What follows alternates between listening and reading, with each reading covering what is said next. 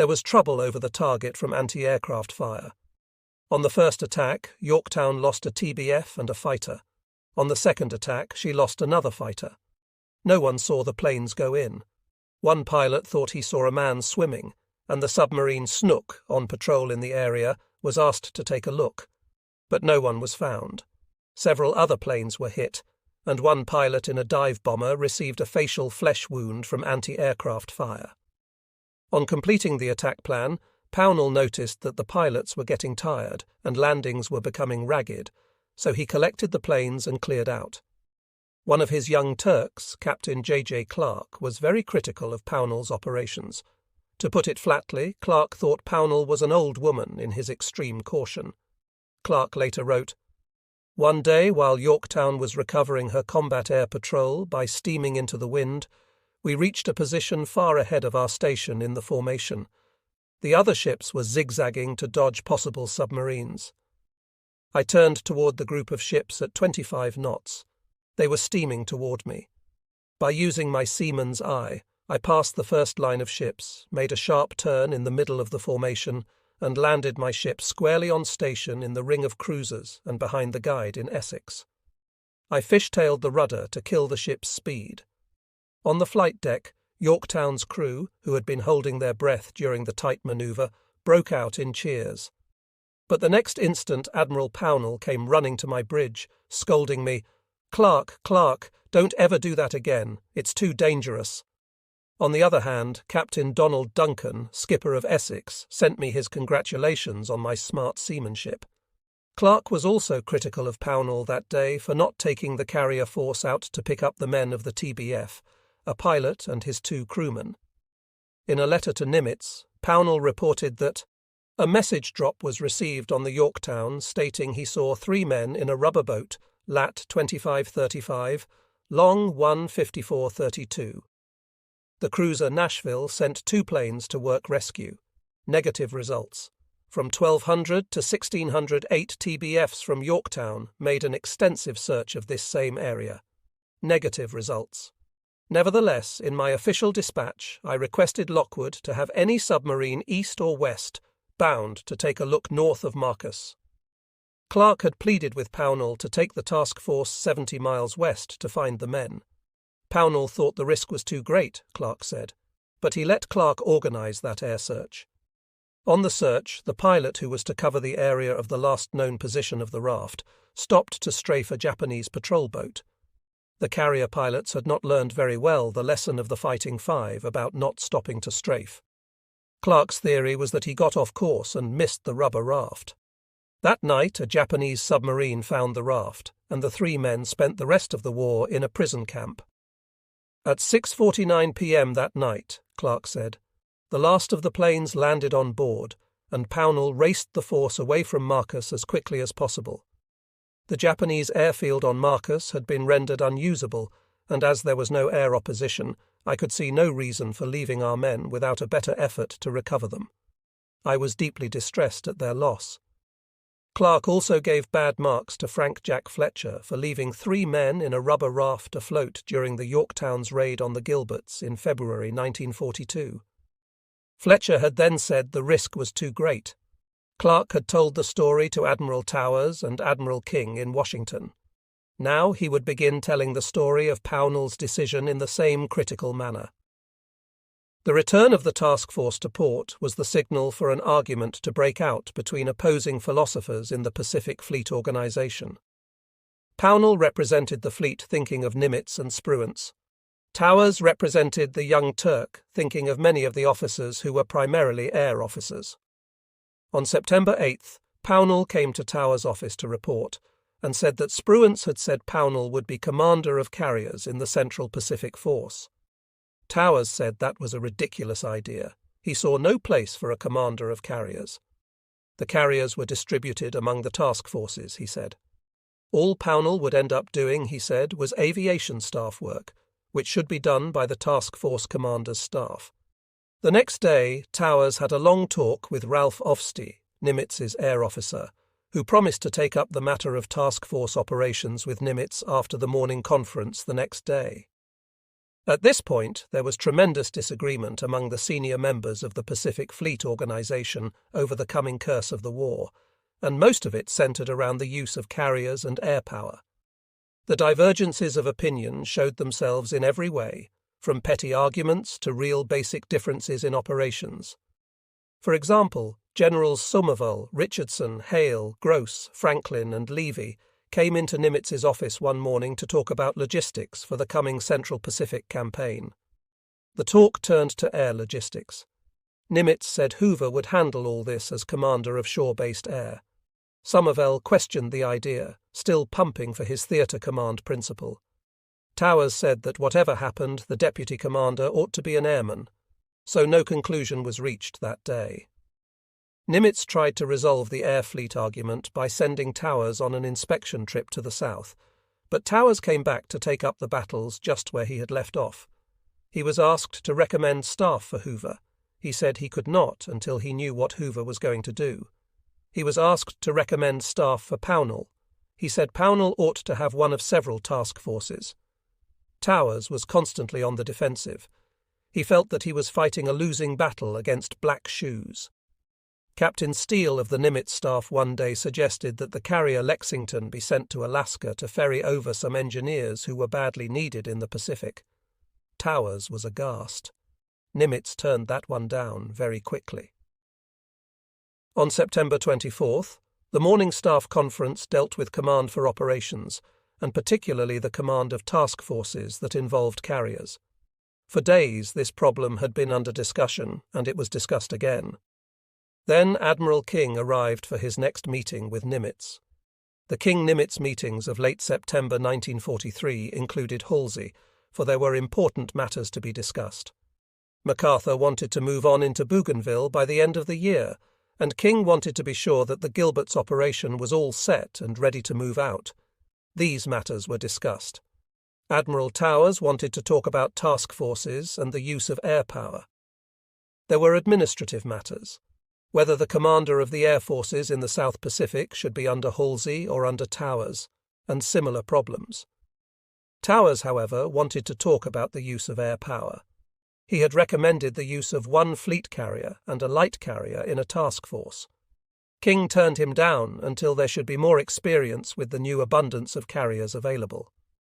All summer, Spruance and his planners had applied themselves to the problems of the Gilberts. Spruance did not like the Nauru expedition at all, so he put Turner and Holland Smith to considering Makin, the closest Gilbert atoll to the Marshalls. They all agreed that Makin was a much better choice than Nauru, which was useless and too far from the other objectives. Spruance urged Nimitz to secure a change from King and the Joint Chiefs, but Nimitz would not start crying out at long distance, and nothing happened. Finally, one day Holland Smith came to Turner and said he did not have enough troops to take Nauru, and there were no transports ready to bring in other troops if they could be made available. They went to Spruance, who asked Smith for a letter to that effect. Spruance recalls, "As the conference assembled in Sinkpak's office, Admiral Turner handed me General Holland Smith's letter about taking Nauru together with his own endorsement. I read this and gave it to Admiral Nimitz. The latter in turn read it and passed it to Admiral King.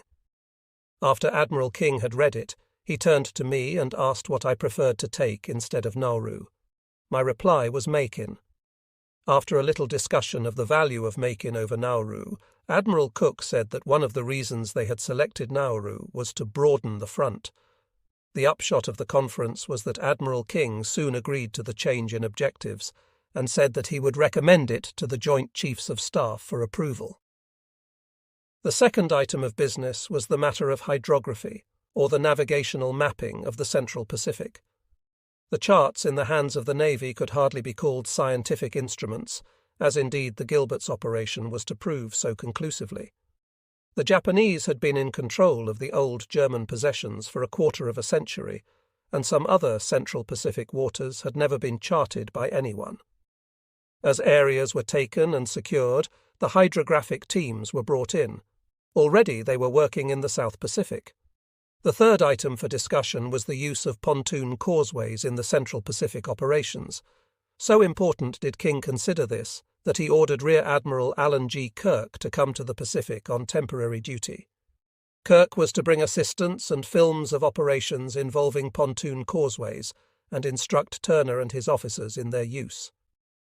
On the second day of that series of meetings, Nimitz opened by noting that he was preaching to the British on the advisability of establishing air bases in the Cocos Islands. The second item concerned old ships in General Somerville's possession, which he was willing to give Nimitz. But it would not work that way. Somerville must give the ships to King, who would decide on their disposal, east or west. Third, Nimitz brought up the troublesome problem of the torpedoes and exploders.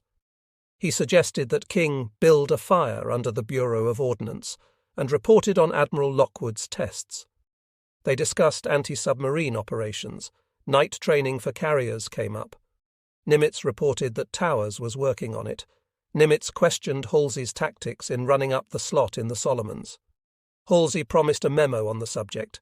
Towers had asked earlier for a separate supply system for his air forces. Nimitz posed the question. King vetoed it. Nimitz suggested that captured Italian submarines be brought to the Pacific to ferry men and supplies among the islands. King took it under advisement. Nimitz worked out a command arrangement for the Pacific Ocean areas, which meant rear areas.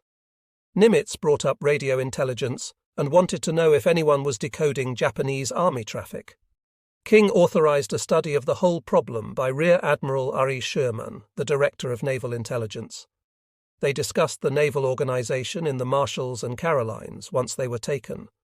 Ticklish problems. The Gilberts, for example, had to be turned over to the British as a British possession, but the administration of property and population could not be allowed to interfere with the war effort.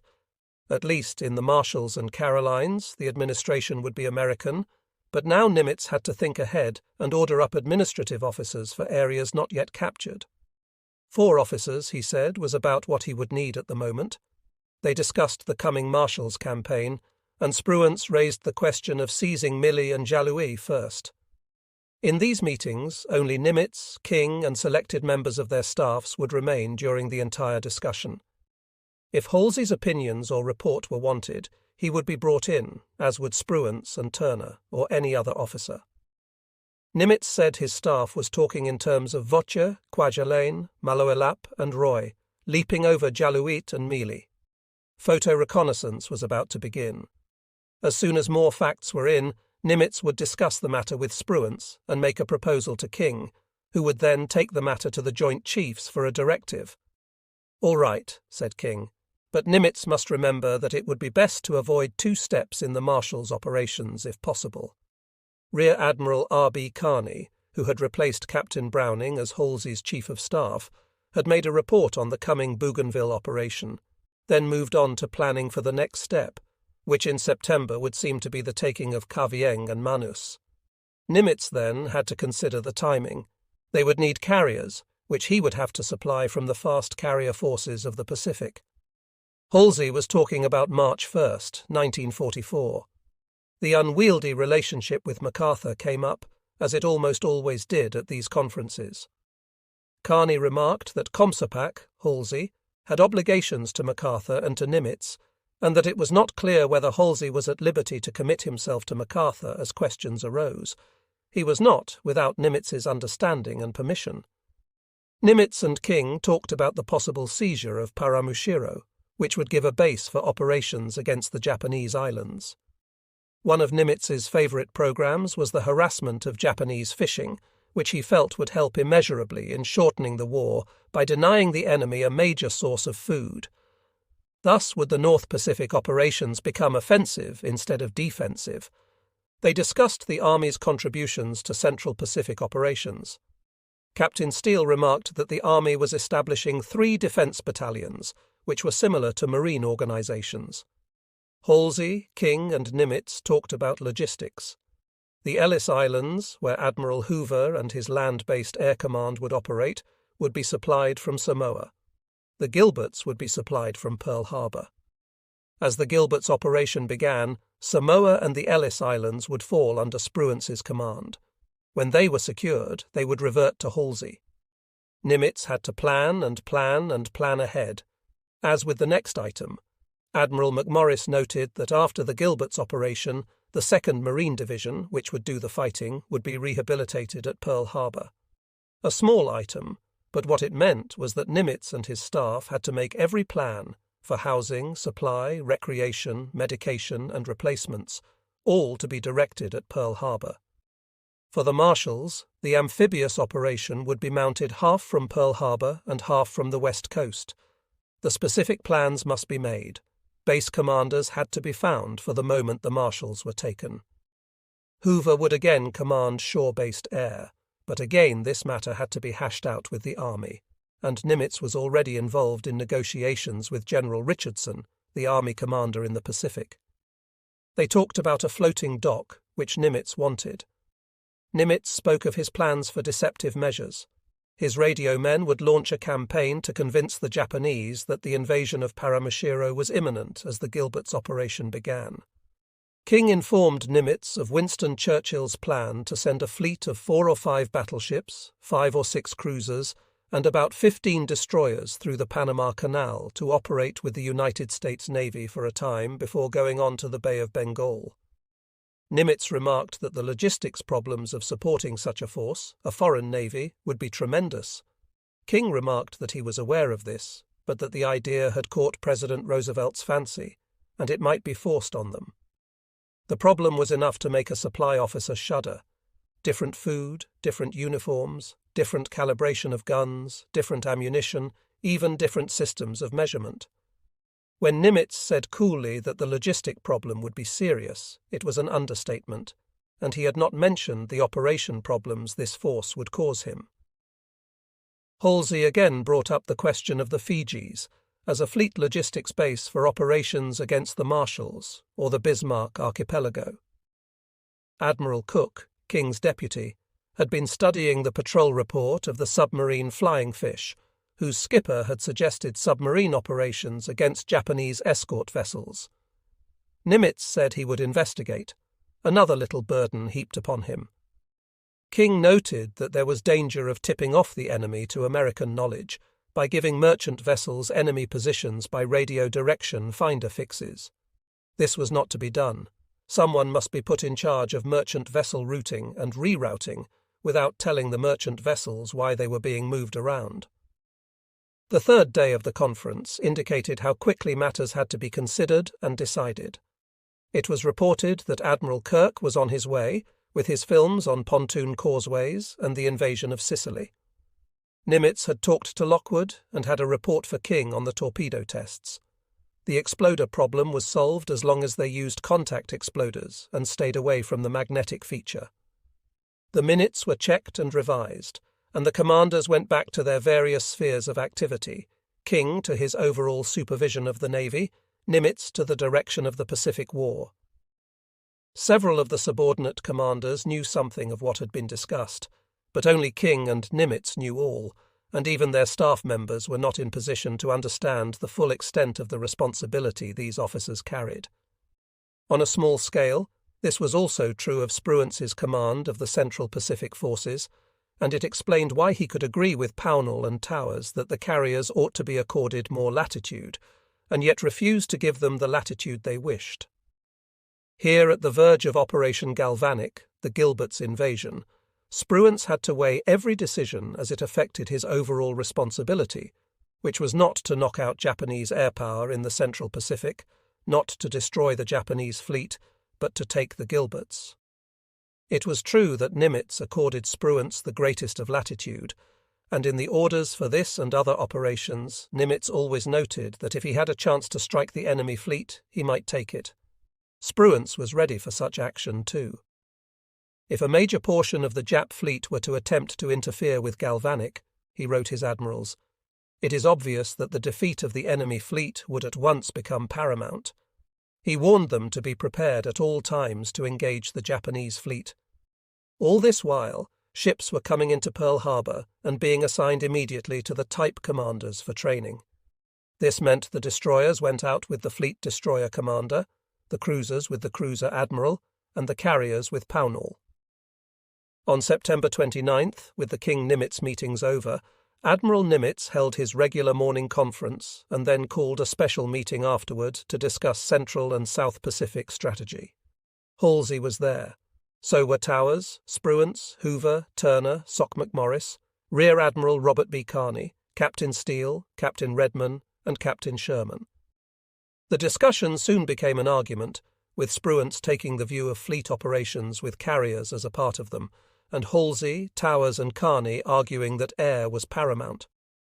Towers said at the moment they were using an elephant gun to kill gnats, and suggested that the Saratoga and the Monterey be sent off to the South Pacific to harry the Japanese until needed. He also recommended a combined battleship carrier attack on Nauru to keep the Japanese off balance, and Towers spoke out very strongly against the classic fleet training, which demanded overwhelming gun force with carriers. These conferences were becoming very testy. Next day there was an argument about air logistics, with Towers on one side and Nimitz's non-air staffmen on the other. Nimitz finally called a halt to it, assuring Towers that the necessary means for supplying the air needs would be provided. "But who is to coordinate it?" asked Towers. There was no answer. Towers did not lose all the battles by far. Nimitz said the Monterey and Saratoga would be available in the South Pacific and not hauled out to the Gilberts. Nimitz also placed Hoover under Towers for administration. On September 30th, there was a long discussion in the meeting. Spruance wanted to talk about training for fleet action. Halsey wanted to talk about operations against the Japanese. October opened with the same kind of argument.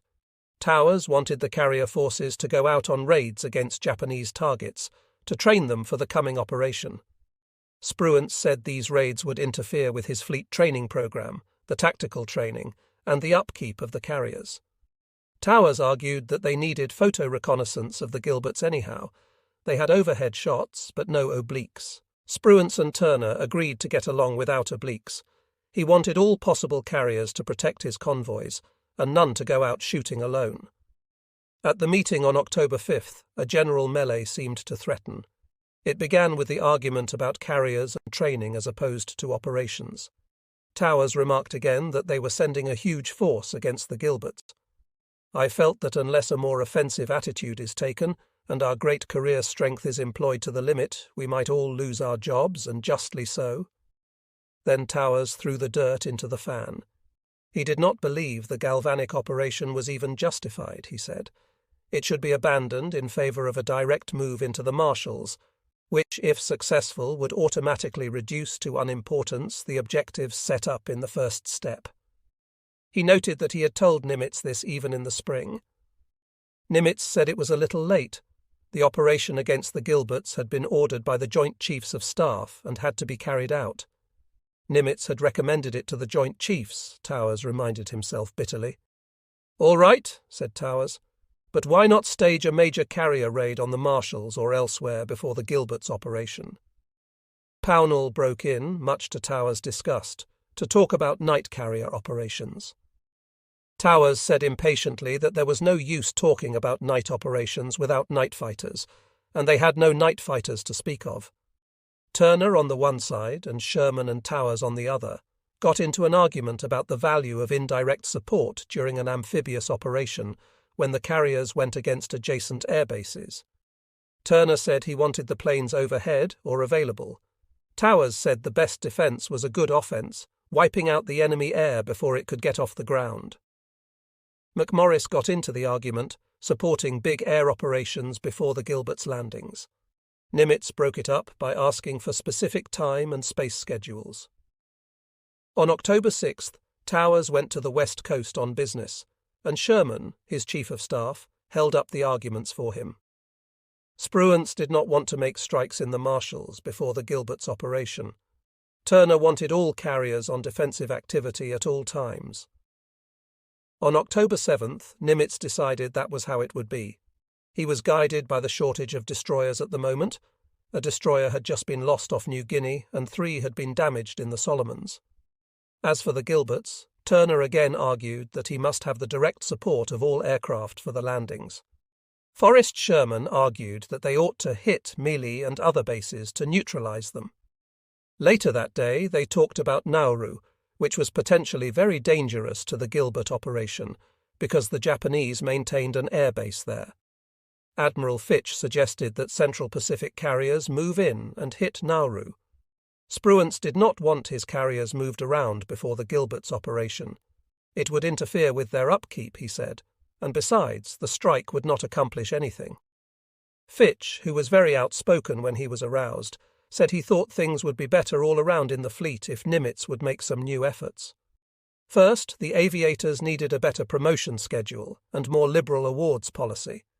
Also, Fitch added, there should be less of that damned aviator philosophy around Pearl Harbor. Nimitz listened. On October 11th, Towers returned from the United States mainland, and the arguments were renewed. Towers again said too much was being thrown against the Gilberts. He was supported by Captains Kelleher, Ofstie, Redman, and Admiral Hoover. Nimitz listened and said he would re-examine the plans, and perhaps make drastic reductions in personnel and material committed to the Gilberts. After the arguments had ended for the day, Nimitz decided he had heard just about all he wanted to hear from the airmen for the moment. Towers had written several letters in the last few weeks concerning his own wishes to become a task force commander. Nimitz now suggested that maybe Towers would like to have Fitch's job down at Espiritu Santo. He could go and retain his rank of Vice Admiral. "Please let me hear from you at an early date on this matter," Nimitz said. Towers realized he had gone too far.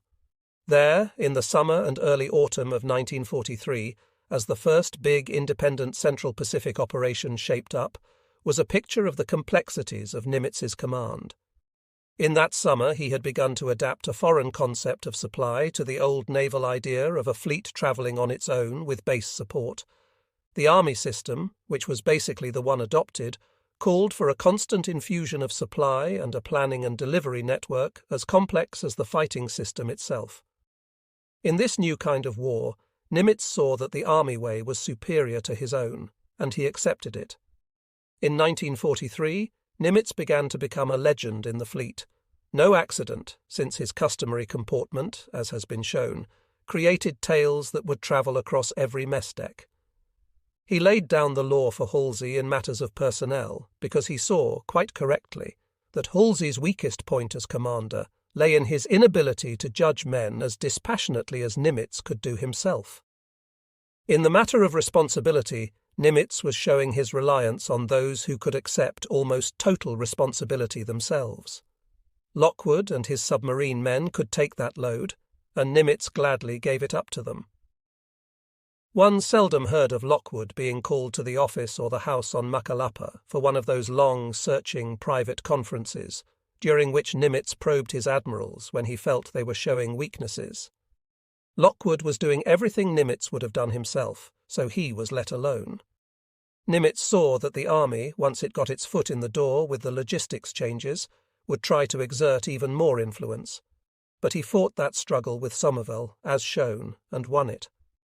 At the same time, he was able to oversee the addition of more and more fighting officers. Hoover, Hill, Wilkinson, for example. He was much troubled by the groping of the naval air forces as they prepared for the first big carrier operation. The Navy in 1926 had agreed to the recommendations of the Morrow Board that only aviators should command carriers, seaplane tenders, and air stations. Thus, in 1943, the United States Navy had a backlog of command experience in aviation work that was greater than the number of carriers in the pre-war fleet would indicate. Forrest Sherman and J.J. Clark were young but thoroughly experienced carrier commanders.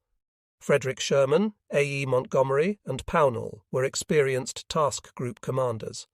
Yet the burgeoning of the air forces of the Navy had been so rapid that the edges were still very rough, and it was also indicative of Nimitz's understanding of the problem that he spent so much of his time concerned with air affairs, so little with the submarines, which were equally vital to victory.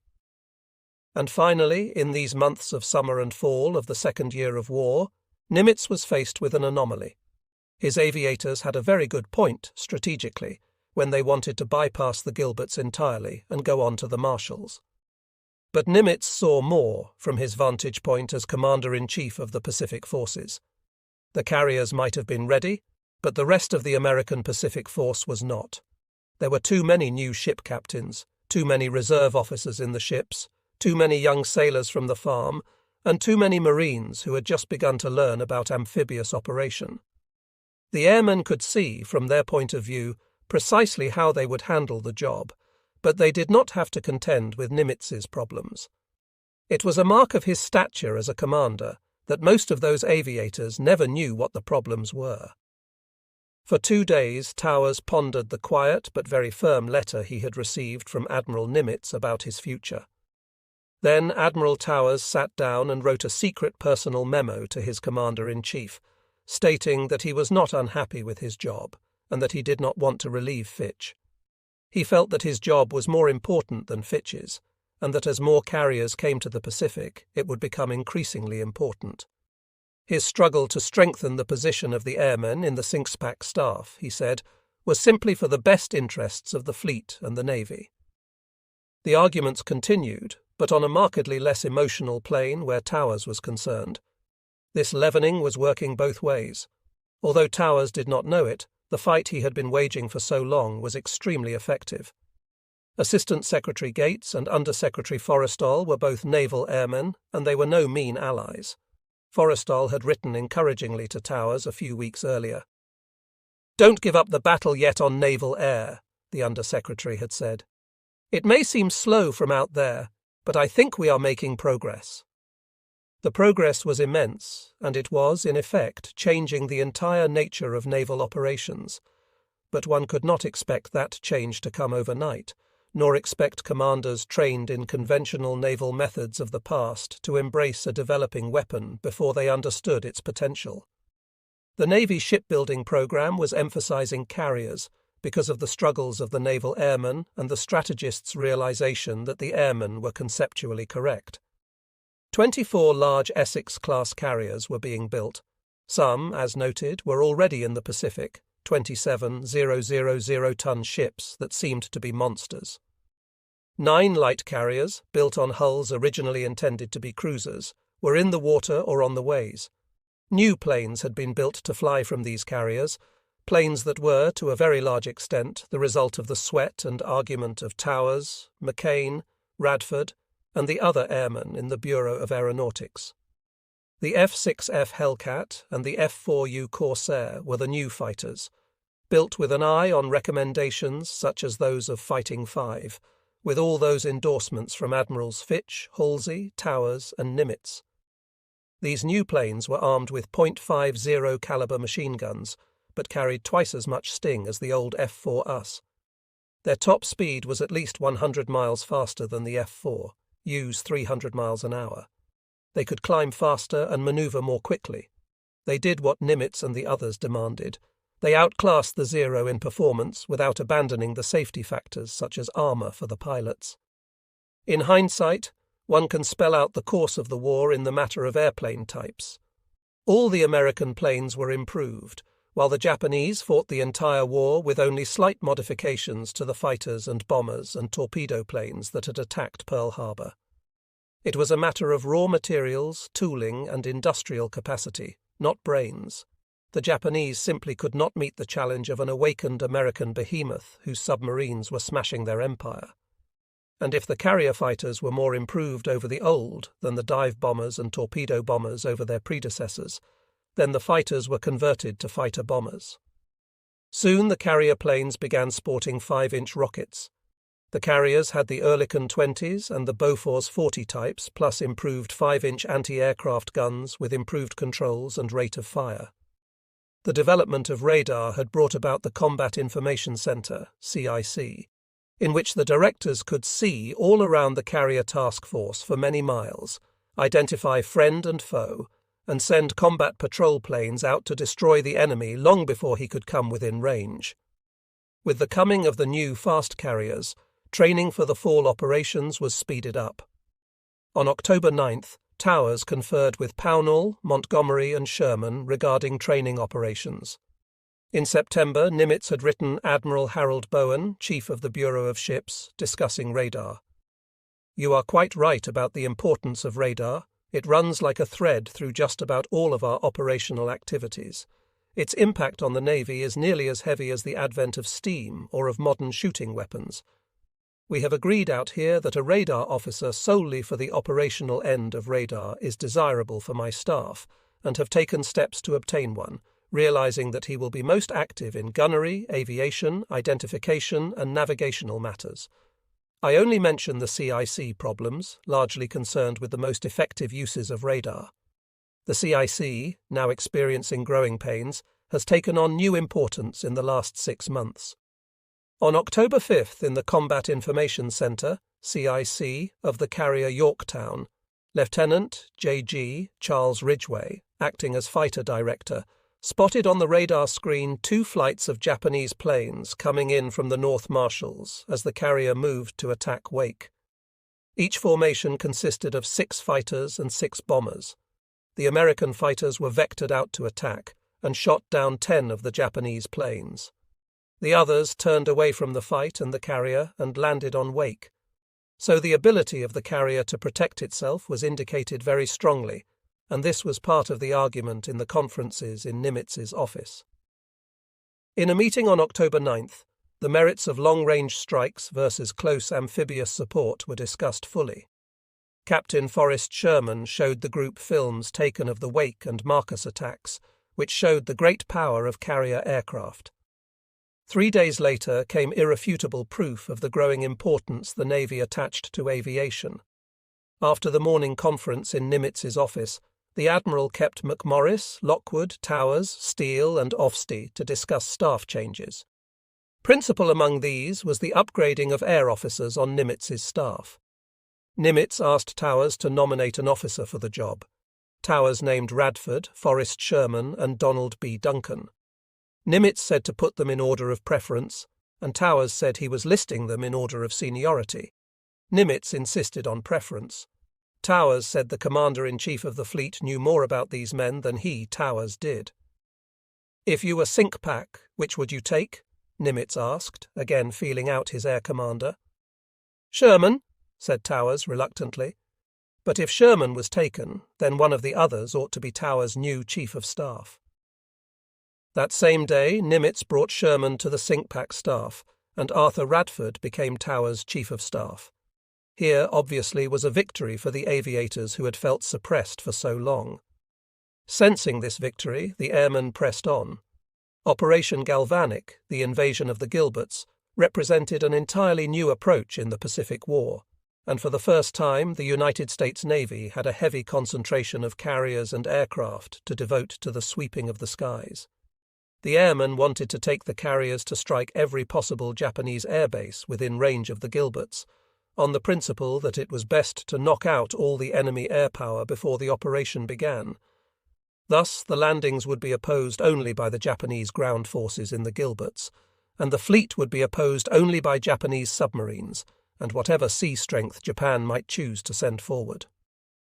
On the evening of October 14th, Pownall and Radford came to see Towers.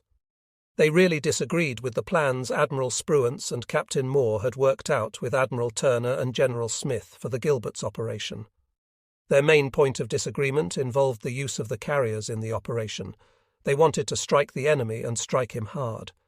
Towers heard them out and found that he agreed completely with their viewpoint. He sent them over to see Spruance. At 1900 that evening, a dejected pair came back to Towers' quarters. They had seen Spruance and the interview had been most unsatisfactory. Spruance would not change his plan to free the carriers. The objective was to take the Gilberts, Spruance said, and the carrier men's program involved too wide a separation of the carrier strength from the attack and support groups. Towers asked if they wanted him to go to Nimitz with the problem. Under the circumstances, Pownall said, it hardly seemed desirable. Pownall was right for one reason at least, that he did not suspect. Nimitz would not have been found in any case. He had come down sick and had reluctantly allowed himself to be ordered into the hospital, where he would be stranded until October 22nd. The discussions continued without Nimitz. On October 17th, Chief of Staff McMorris presided over the morning staff meeting, which became a tactical conference dealing with the coming Gilberts operation. In this meeting, Towers doggedly brought up the arguments advanced by his airmen. It was improper use of carriers to hold them in a landing area for defensive purposes. Carrier strength should be used to make repeated strikes against the enemy's principal bases, he said. Surprisingly, perhaps, Spruance quite agreed with Towers. The rub was that Kelly-Turner did not agree at all, and said so very volubly. He wanted those carriers kept right alongside his ships to defend them against attack. It was possible, then, to see what Spruance was up against. The airmen were thinking one way, the amphibious men were thinking another. Historians have tended to blame Spruance for holding an idea fixe regarding carrier use. Towers, in his papers, indicates the contrary, and when one realizes that Spruance always felt that Towers was inimical to him, the discovery seems even more important. Nimitz had quite gone beyond this tactical matter in his character as Commander-in-Chief, as was shown when he returned to duty on October 22nd. He wanted to talk then about Operation Flintlock, which was the invasion after the Gilberts, the occupation of the Marshals. As far as Nimitz was concerned, the Gilberts matter was wrapped up. It was in the hands of Spruance and the subordinate commanders, and, except under the most extraordinary conditions, not his tactical concern. Towers, Pownall, and the others had sensed this, and kept the argument among themselves. Furthermore, Nimitz's allocation of ships and aircraft for the Central Pacific operations had to be made in consideration of the needs of Halsey and of MacArthur's Southwest Pacific Command. In the fall of 1943, Halsey and MacArthur agreed that Halsey should move on Bougainville, the largest of the Solomon Islands, by December 1st. November 1st was set as L-Day, or Landing Day, with General Vandergrift to lead the Marines ashore. At Pearl Harbor, Nimitz and his staff were discussing two kinds of futures during the last days of October. First were such matters as Flintlock. Should the Marshals be invaded in January or February? Spruance was told to stop his consideration of his forthcoming Gilbert's raid and concentrate on this future for a bit. Second was the immediate future. Halsey wanted some carrier raids down south. He had Rear Admiral Frederick C. Sherman and his task force, but Towers wanted to give him some more help. Sherman struck the area and then went back south of Guadalcanal to refuel. On the night of November 1st, the Japanese came in against Halsey's landing in force, and Admiral Merrill's cruiser task force repelled them, sinking a light cruiser and a destroyer without losing a ship. Next day, the Japanese began sending in airstrikes and air and surface reinforcements from Truk. Sherman hit back at Rabaul and drove the Japanese back to Truk. All this was very much touch and go, because part of the Pacific Fleet's fast carrier forces had been sent south to give Halsey a hand. Admiral Montgomery in Essex, with Bunker Hill and Independence as Task Group 50.3, and Sherman in Saratoga with Princeton as Task Group 50.4. The problem was to use them as fully as possible in the south, and then get them up to Spruance by November 19th, ready to go on the Gilbert's operation. The organization of this new striking force was as complex as it was large. It included 200 ships, more than 35,000 troops, 6,000 vehicles, and 117,000 tons of cargo. Part of the difficulty at Pearl Harbor's endless meetings among strategists was that only Admiral Nimitz saw the whole picture of the Pacific War. For example, when the airmen cried out for the opportunity to take their carriers afield and smash the Japanese at their bases, Nimitz could quite see their point. The evidence of Marcus and Wake was clear. The United States Navy now possessed a remarkably effective striking weapon in the fast carrier. When Kelly-Turner and Holland-Smith insisted stridently that they must have full support of the landings on the beaches, Nimitz could see their point as well. But what Turner, from his vantage point, and Towers, from his, could not see, was the war as it looked to Nimitz, who was responsible for the defeat of Japan. At the September meetings of Nimitz and King, it had been made quite clear that the Gilbert's operation was to be a dress rehearsal for the Marshals. The organization of such an effort had never before been attempted. The Gilbert's operation was to be the testing ground, and that is why Nimitz could really pay no heed to Towers' suggestion that the Gilbert's operation be dropped as unnecessary. Admiral Spruance was in charge of this complex effort, although, as noted, much of his personal attention was already being focused on the Marshals. Just as much of Nimitz's personal attention was focused on operations that would not take place for many months. But there were problems even here. The facilities at Pearl Harbor were not adequate for the training of the units as a fleet, so the ships would have to concentrate somewhere else on the way to their objective, a new problem for Spruance. Another problem was the coordination of land-based aircraft, including naval, army, and marine units. This task had been assigned to Admiral Hoover, who moved into port at Funafuti on November 7th. The Curtis, his flagship, was quickly moored, anti-torpedo net was run out around the ship, and telephone lines were run ashore. The command problem was raised immediately, for General Willis Hale, who was the 7th Army Air Force commander, refused to live in secondary splendor on Hoover's ship, as invited, preferring to live in a tent ashore. A telephone line was run from the Curtis to Hale's headquarters, and the work began. By November 13th, the airstrikes on the Gilberts and other islands had begun. The flights were long, the longest thus far made in the Pacific, and the strikes were not as effective as they might have been. The Army crews, who manned the 100 Liberators, B-24S, were green, but at this moment one of their prime responsibilities was gathering pictures of the various atolls, and this work went on apace. They dropped 75 tons of bombs in the Gilberts, and also struck in the Marshalls. The striking force assembled for the Gilberts operation was called Task Force 50, and Spruance put it under Admiral Pownall. Before the operation, Nimitz called the senior commanders present into his office for a talk. He laid down the law, told them what he expected of them, for nearly an hour. "If I hear of one case of a naval officer not giving required help to the army ashore, I will immediately relieve him," he said. Then he was finished, and in his usual way he broke the tension. "By the way, have you heard the one about the 2 male squirrels that were racing around the chestnut tree?" The task force was divided into 4 groups. Pownall, in the Yorktown, led the Lexington and the light carrier Cowpens, in what was called the Carrier Interceptor Group, Task Group 50.1. The Northern Carrier Group, Task Group 50.2, was led by Rear Admiral Arthur W. Redford in the Enterprise. He also had the light carriers Belleau Wood and Monterey. The Southern Carrier Group, Task Group 50.3, was under Rear Admiral Alfred E. Montgomery in Essex. He had the carriers Bunker Hill and Independence. The Relief Carrier Group, Task Group 50.4, was Admiral Sherman's Saratoga and Princeton. The Southern Attack Force, Task Force 53, which would drive against Tarawa Atoll, was commanded by Rear Admiral Harry Hill, and it included 16 transports, 3 battleships and 5 cruisers, 5 escort carriers, 21 destroyers, and 1 LSD, which carried tanks for the landing. Hill would command until General Julian Smith of the 2nd Marine Division indicated that he was ready to assume command.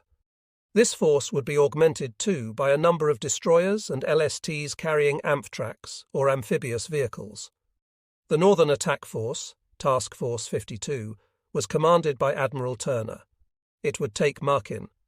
This force included 6 transports, carry the 27th Army Division, under Army General Ralph Smith, 4 battleships, 4 cruisers, 3 escort carriers, 1 LSD with tanks, and 3 LSTs carrying Amphtrax.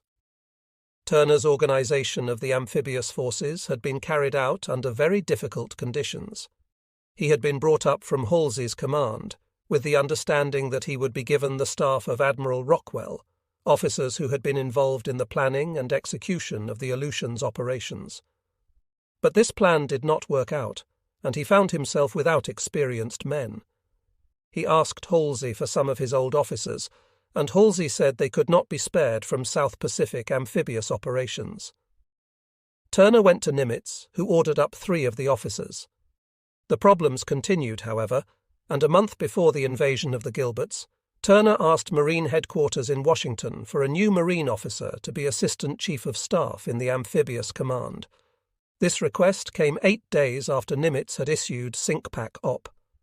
Plan No. 1343, which was the fleet order for the capture of the Gilberts. The assembling of the invasion force was quite a feat.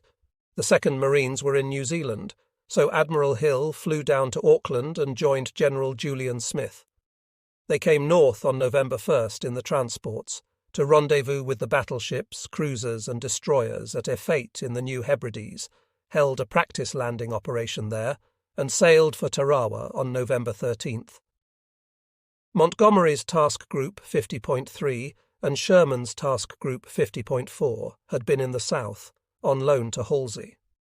They fueled at Espiritu Santo about November 12th and sailed for the Gilberts on November 14th, having mauled Rabaul on several strikes earlier in the month, so effectively that the Japanese in Rabaul were unable to help the Gilberts.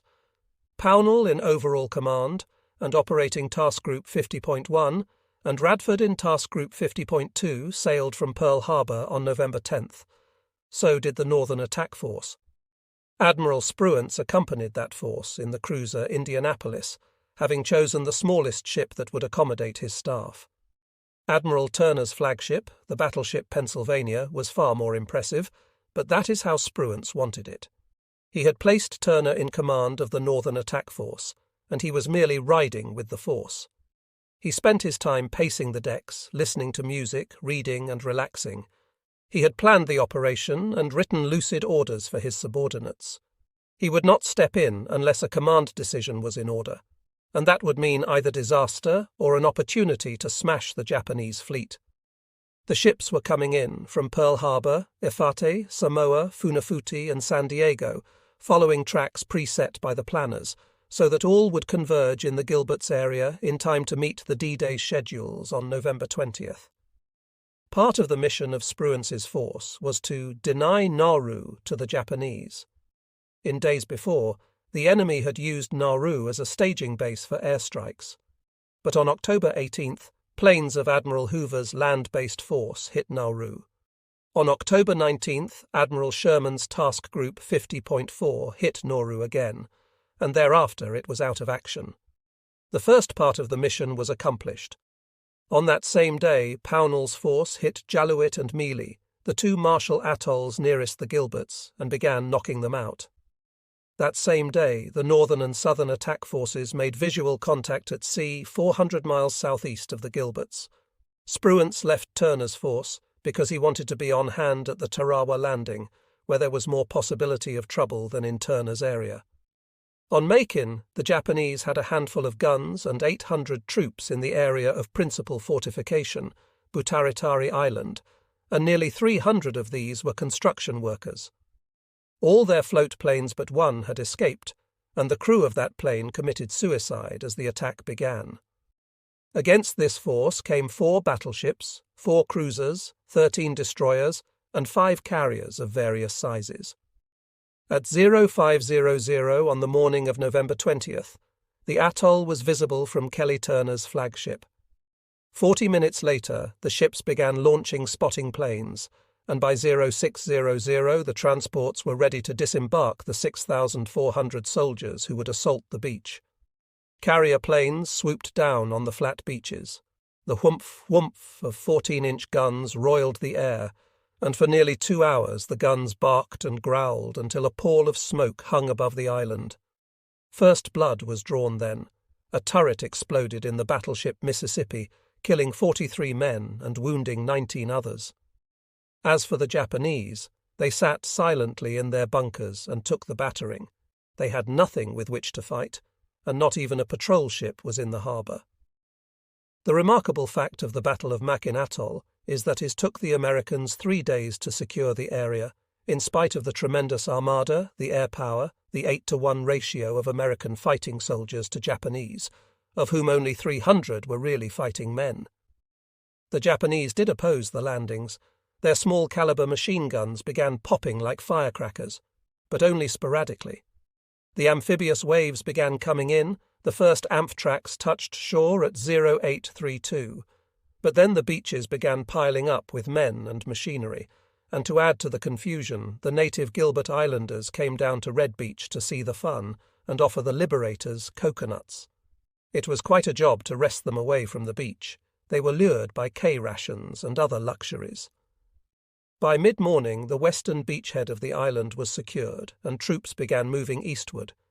they were slowed by a shell crater in the road and stopped by 15 Japanese riflemen with a machine gun. Obviously, the men of the 27th Division, a National Guard division, were not proving to be fire-eaters. The trouble on the beaches was partly because of the reef, which extended out a quarter of a mile from the beach. Under normal conditions, the reef was covered by perhaps 4 feet of water, which would make it possible for Amphtrax, and also landing craft, to land easily. But this day was haunted by an extremely low tide, and only the Amphtrax could come in. They shuttled men back and forth from the regular landing craft.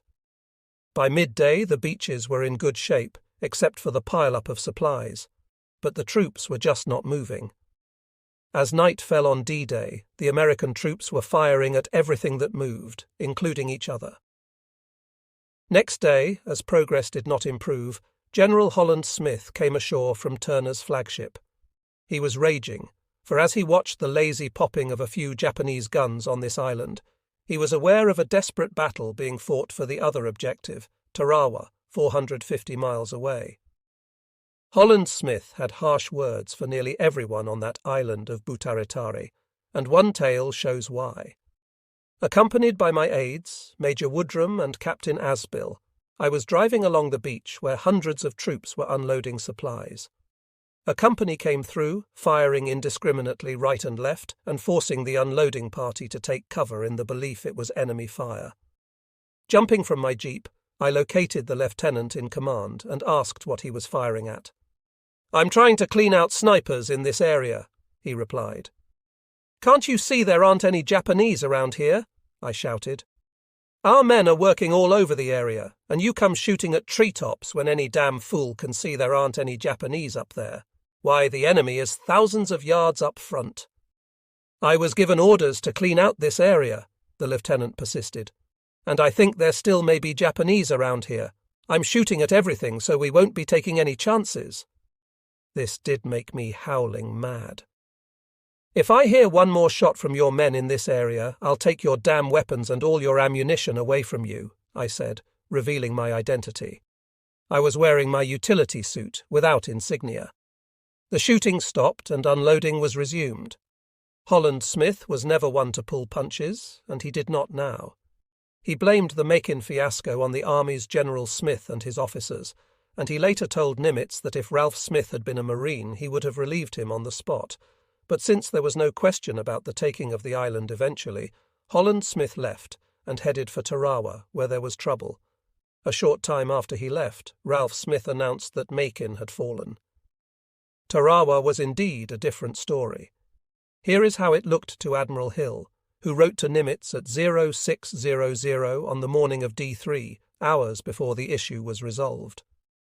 Our preliminary studies gave us a fine-looking tide table, which indicated that our H-hour was within approximately a foot of high water on a rising tide. As it turned out, the table was practically 100% in error, with the reef almost bare out to 500–700 yards offshore. Aboard the flagship, the battleship Maryland, there was a feeling of wonder and confidence. As one witness saw it, the destroyers were out wide in a protective screen. The 3 battleships, Maryland, Colorado, and Tennessee, leading the van within the circle, cruisers bringing up the rear, escort carriers far off our port quarter, the APAs and LSD, big humpbacked landing ship which served as dry dock for small craft, clustered in the middle for maximum protection. You felt the muscle, the pent-up power, ready to be hurled against that spit of land which was our target, and you felt that nothing on earth could resist the momentum of this vast, sea-going war machine. 2 days earlier, the feeling of going into battle had come to the men. The loudspeakers on the ships boomed.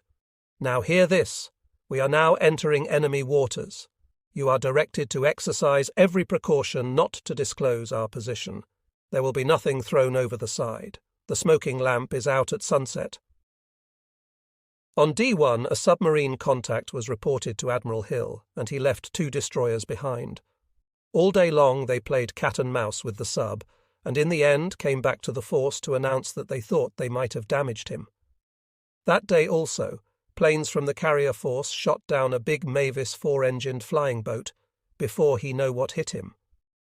I do not think that this force was ever detected, although there was a possibility that Turner's force, slightly to the north of us, had been reported, Admiral Hill said.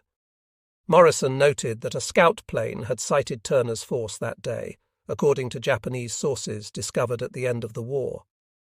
Then came another adventure, which Hill reported in these terms to Nimitz. As we were snaking through the pass south of Tarawa, trying to keep out of radar range, we got a surface contact which we assumed to be a picket boat patrolling the passage. My picket reported it, and I sent Dubose out to develop the contact. Rear Admiral L.T. Dubose, commander of Fire Support Group Section 2 in the light cruiser Santa Fe. They closed to about 8,000 yards and opened fire together with my destroyer picket, and after a few salvos it disappeared off the screen. They asked me on TBS if they should challenge, and I replied in the negative, as this was a very critical part of our approach, and it was vital that we remain undetected if possible. It now appears that this contact may have been the Nautilus, and if so, please tell Charlie Lockwood that I am sorry to hurt one of his fine subs, but under the circumstances there was no alternative. It was the Nautilus. The picket destroyer Ringgold sent a 5-inch shell through the base of the Nautilus's conning tower, rupturing her main induction value, but not exploding. Her commander took her down, and she hid for 2 hours while a sweating damage control party put her together again so well that she could move on and complete her mission, then return to base. My direction and time of approach was well known to all hands, and I had to assume that no friendly vessels would be placed in my way at that period. At dusk the ships were just out of sight of the atoll, and they crept in quietly, until from the Maryland Admiral Hill could see the lights of the island. 3 decks down in the Maryland, aft on the starboard side of the ship, Lieutenant Commanders Kenneth McArdle and E.A. McPherson made themselves ready for the next day. McArdle, the public relations officer in charge, was posted on the flag bridge. His job would really begin when the first phase of the action was completed, and his dozen correspondents began flocking back from the beaches or wherever they had assigned themselves to cover the story. McPherson's job was one of the most dangerous on the ship. He was a pilot, and he was to fly McArdle's correspondents were some of the most distinguished of the reporters of the Pacific War, and they produced some of that war's most vivid and telling reportage. They included William Hipple of the Associated Press, Richard W. Johnston of United Press, Robert Sherrod of Time, Keith Wheeler of the Chicago Times, John Henry of International News Services, Gilbert Bundy of King Features Syndicate, and Henry Keyes of the London Daily Express. One of the Maryland's catapult planes out to spot for the bombardment. McPherson was a methodical man. He spent several hours tidying up his gear in the cabin that night, so that in case he did not come back, it would be easy to send home. Then he settled down with his favourite records, playing them seriatim on his portable record player. McArdle, a citizen sailor, knew he should sleep with his clothes on that night, but he was too tired. When General Quarters sounded at 0330, McPherson was up immediately and ready. McArdle was still dead to the world. Just before he went out of the cabin, the aviator shook his roommate awake.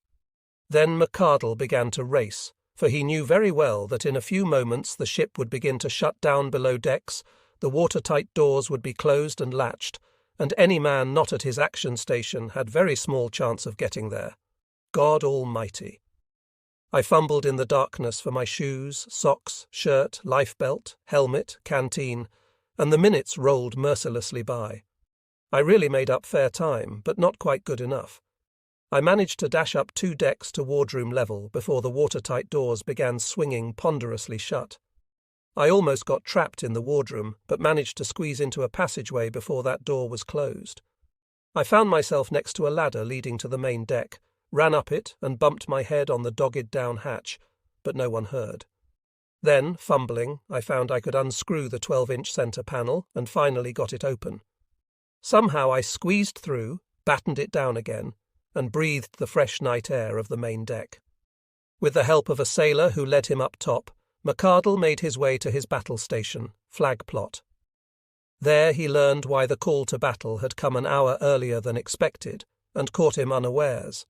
A Japanese searchlight sweeping the horizon from the island had caught one ship fully, hesitated on the ship, and then blinked out. Since that time there had been silence from the island. It was about 0530 when the enemy began firing from the beach at the transports 12,000 yards away. "Shall we go ahead, sir?" Captain Ryan asked Admiral Hill. The Admiral said yes, and Captain Ryan turned to the TBS. "Commence firing," he told the ships. "The war is on." McArdle describes what happened next. "Stand by for main battery," came the bark over the ship's PA system. Then a warning buzz, and moments later the after 4 16 inches let go. The big ship flinched as though a giant had struck her with a hammer. Old trooper that she was, she quivered in every corner, and dust filtered down from the overhead fixtures in flag plot. Several lighters were jarred out in that first blast, and I thought several of my teeth had been barred out. Then the forward 2 turrets let go in unison, and then they alternated, forward 4 and after 4, wham, wham. At dawn the smoke was curling above Tarawa as it had plumed above Makin, but there was a difference. As the planes dived down, they came under fire, and McArdle saw one shot down before his eyes. One moment there was a plane, the next moment a stick of fire blazed down toward the ground, and he hoped the pilot had been killed by the anti-aircraft shell, for there was no parachute.